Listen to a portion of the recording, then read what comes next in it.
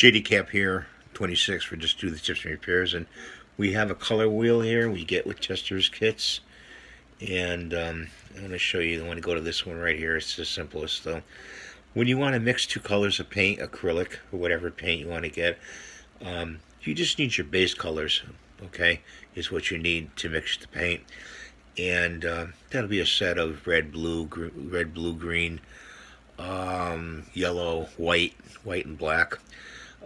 For example, if you wanted to get a pink, here's your target color, okay?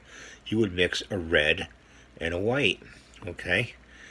And if you would want to get to mix a brown, you'd go mix a little blue and to get purple, and then you yellow, and you get the brown.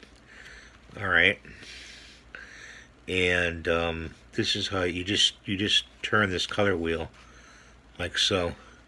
I'm sorry if it's not showing up too well, but it's kind of early in the morning. And it has all different colors you can mix to get your target.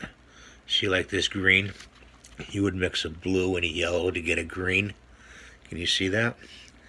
It's a really handy tool, and it saves you not only time, but but money in paint, buying your paints. I mean, I see guys with a gazillion different colors of paint hanging up on their wall, and really you just need your base colors to go with. That's besides your washes that you use. Washes are a different story. Those are thinned down paints that you wash over, and they make a translucent appearance on your model or whatever you're painting.